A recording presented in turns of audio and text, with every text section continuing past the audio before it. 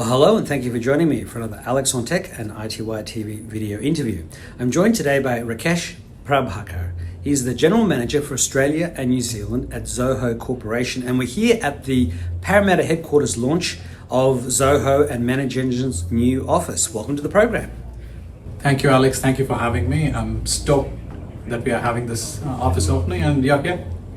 Thank you for taking the time. Now, can you please briefly recap Zoho's mission and the value that Zoho offers to customers locally and globally in 2026? Sure. As an organization, we are a privately held firm. We're not publicly listed. We do not have VC funding. We have zero debt. We've been profitable from day one. And so you have no tech debt, as it were, like financial debt or tech debt, which is a wonderful thing. Yes, yes. It's wonderful multiple ways, which is if you do not have tech debt, that means you can be nimble, you can, build fast, adopt newer technologies, roll it out to our customers, and most important of all, you create value for three stakeholders. One is your customers, the other one is your employees, and then your channel partners. So all these three stakeholders, these are the ones that we work for. This is what keeps us going. You've grown your ANZ customer base by 30% and your partner network by 44% in the past year. Those are big numbers. What's actually driving that? Is it companies ripping out incumbent vendors, or are you catching businesses that didn't have enterprise software before? I think the conditions in ANZ, they're a perfect storm. It's hard to do business. There's no clear direction in terms of the cash rates. Sometimes they go up, sometimes they go down, and now they're back up again, right? So I think as the world has become more interconnected, geopolitical tensions spill over. What we frequently see is that, especially in certain verticals such as government and other government leaning verticals, is that they want software vendors who are neutral, right? They do not want to work with certain geographical partners. Along with that, a lot of smaller businesses, this was on the larger scale.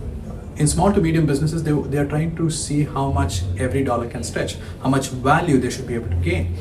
And this is here that Zoho comes to the table, comes to the fore, because as I told previously, we are completely private. We don't answer to any investors. Because of that, we are able to retain a lot of value and pass this value on to our customers.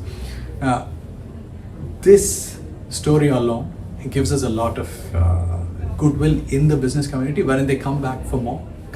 They start with one piece of software, they realize that we have 50 other pieces of the puzzle, come back for us, then finally they eventually end up with the entire suite.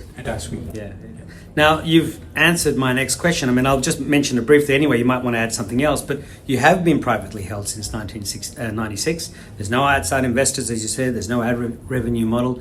In a market where most SaaS vendors are chasing annual recurring revenue metrics and burning cash, clearly that your ownership structure has changed the way that you build products and price them for Australian and New Zealand businesses in the way that you just described. You've got freedom that others don't. A big part of it is how we work with our employees, right? This is my 17th year at Zoho. Wow. And what I learned pretty early on is that they take care of you, not just in the economic sense, but more on a personal level as well. You're part of the family. Right. For example, I was, for some part of my life, I think I was working with ManageEngine, which was the enterprise IT division. And then I told that, I have aspirations, for which they told, okay, we have enough challenges that we could probably trial you on. So they open up avenues and they test you out. So, which is great, because of which there hasn't been a day in my life wherein I wake up in the morning and I'm like, okay, do I have to go back to work? Yeah. Which is a common story with quite a few of my peers, People are stuck in Groundhog Day, that movie where they play the same thing every day. But yeah.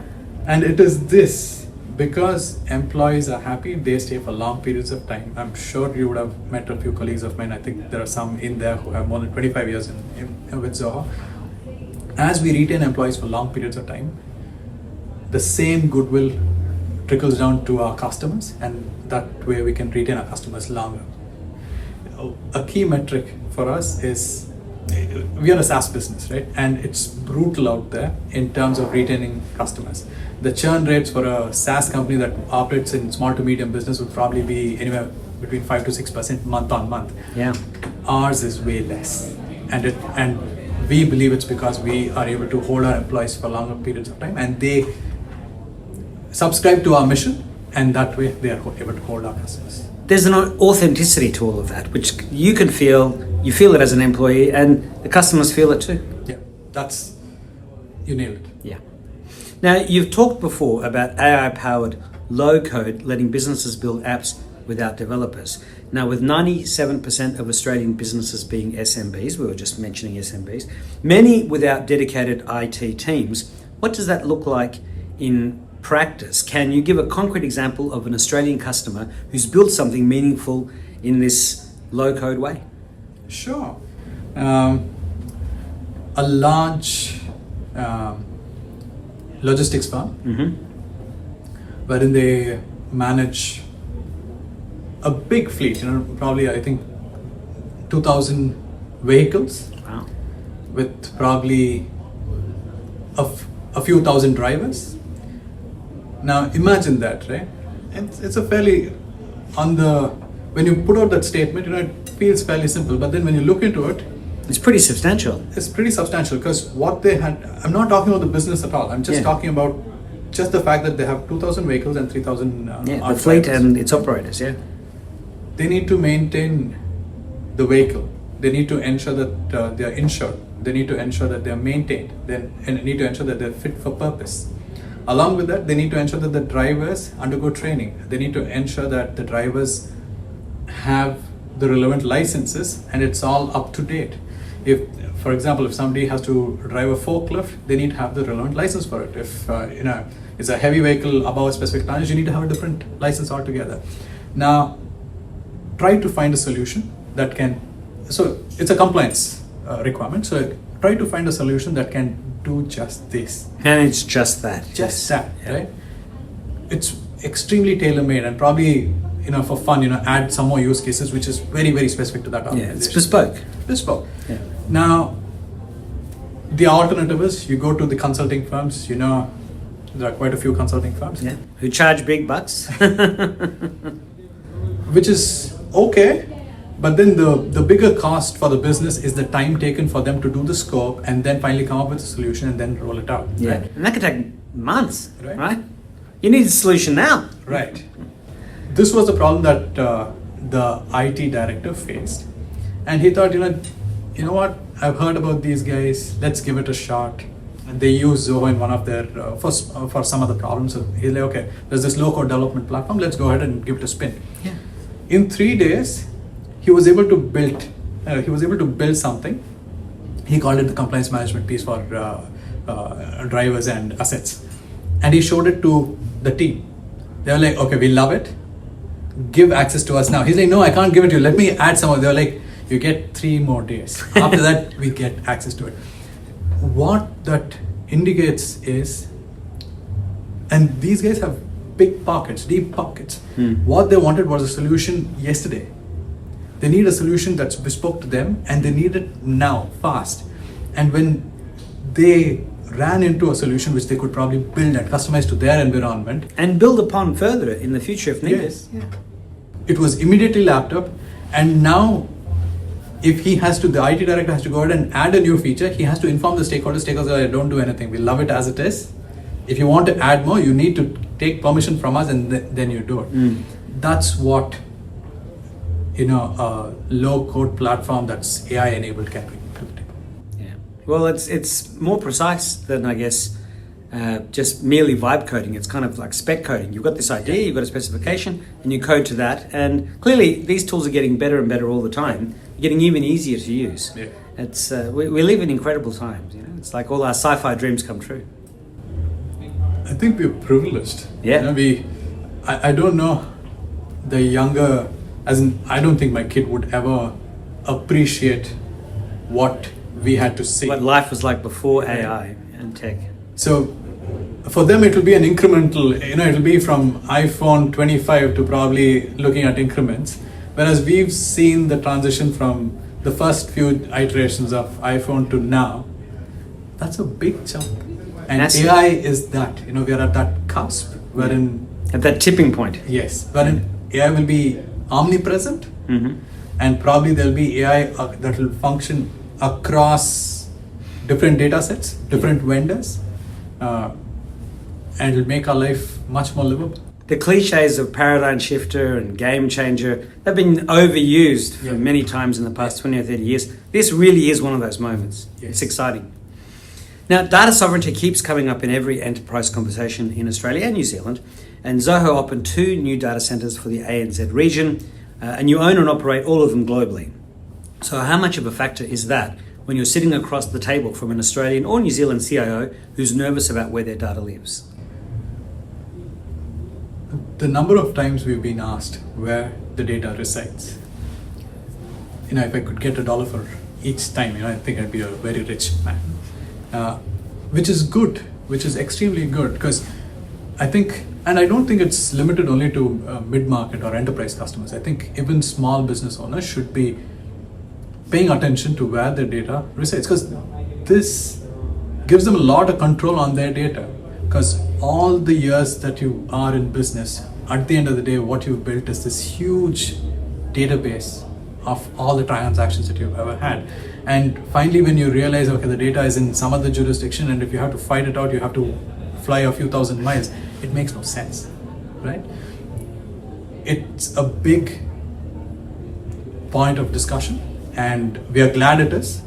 And as an organization, security and privacy are the top 2 pillars for us, and we try to do as much as possible for this. Which includes building data centers, which you've done. You can't get better than that. See, we're an engineering-led company. Yeah. Before we even made a splash of marketing, before we even started hiring employees and setting up offices, the first thing that we did was we set up our data centers and started moving our Aussie ANZ customers to our data centers in Sydney and Melbourne. Because we were like, okay, first let's get the tech challenge solved. Yeah. Then you go to the other piece, which is sales and marketing.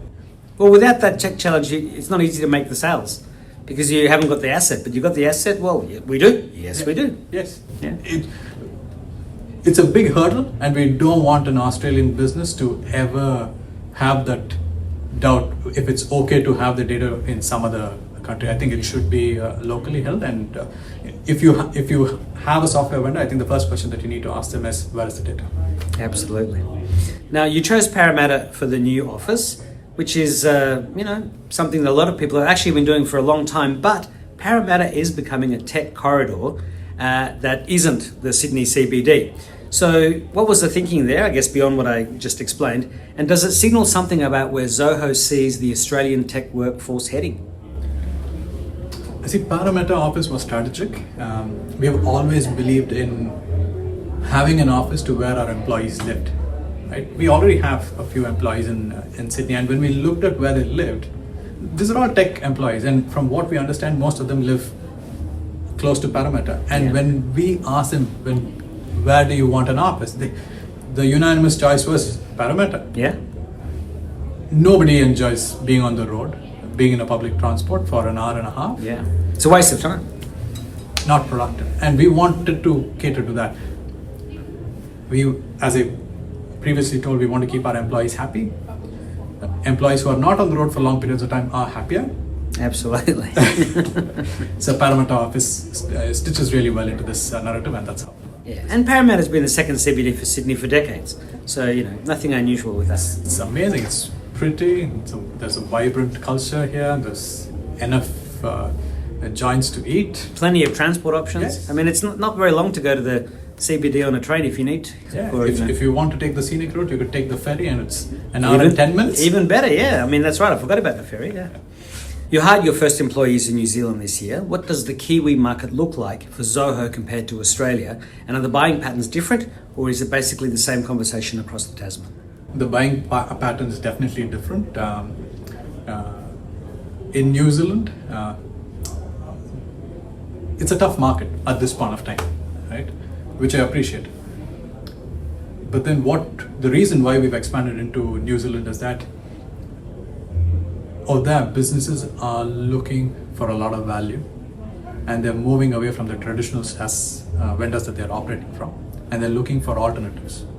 And I think vendors such as Zoho, I think it's our responsibility to give that alternative option so that there has to be more choice, and we want to take it to that market, and that's the reason why we've gone.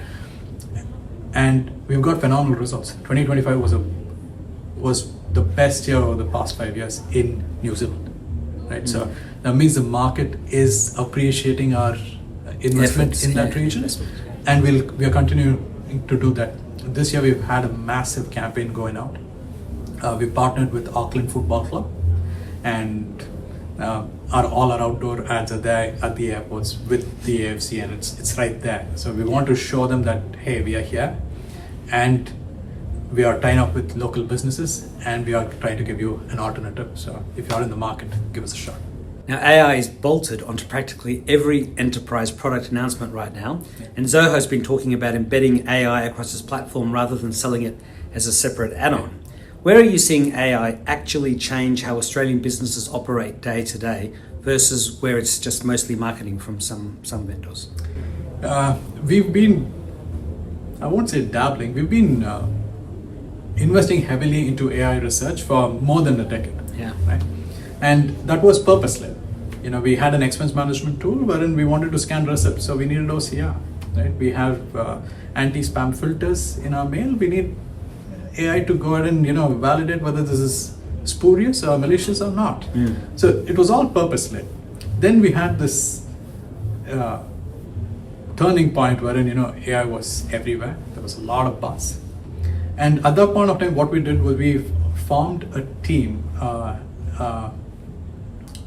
task force within the organization, wherein we brought in members from every product, put them in there, and in this team, and the mandate was, okay, look at your product and see what are the workflows that could probably need AI.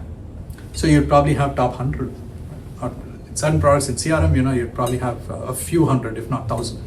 So you have this list. Then what we do is we try to see, okay, we try to pick those cases which would probably be used by 20, 30 different pieces of software. So the R&D team goes ahead and builds this, and then we roll it out into our different pieces of software. So it's the same AI service, but then the subscribers are 20 different pieces of software.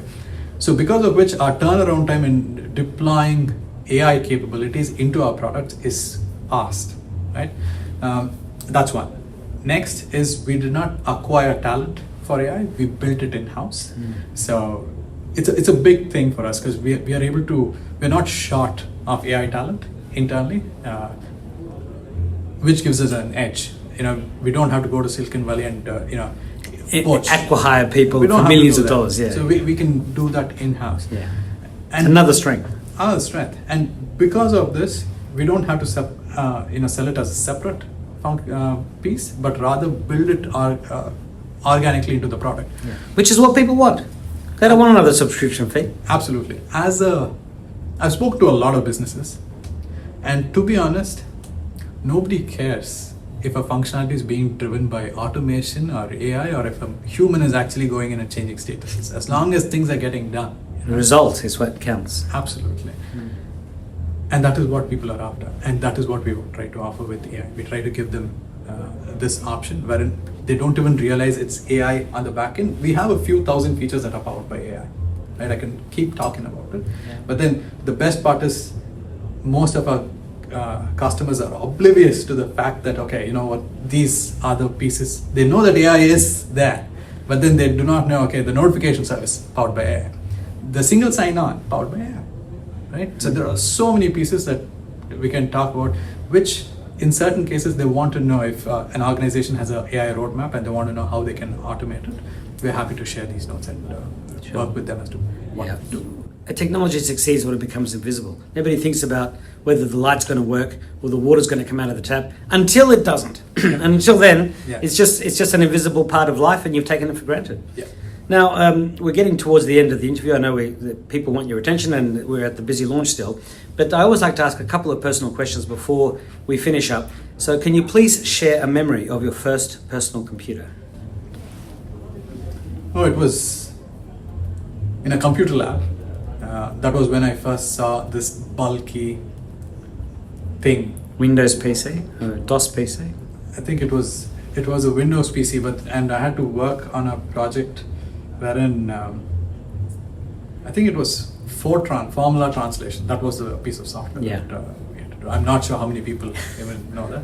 Yeah. And Well, it was- I remember Fortran, but I mean, not as a programmer, but I just remember hearing about it. Like COBOL, you know? Yeah, and the first few sets of games, I had this floppy disks, black things this size. Think of 5.25 inch, yeah. Yeah, think of them as cartridges. So you had to load that in, and that was where you'd save your files. Even games would come in those. Yeah. So that was my experience. Yeah. And compare it to now.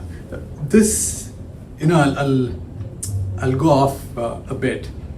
You see, if you see the advancements in computers, right, from there to now, right?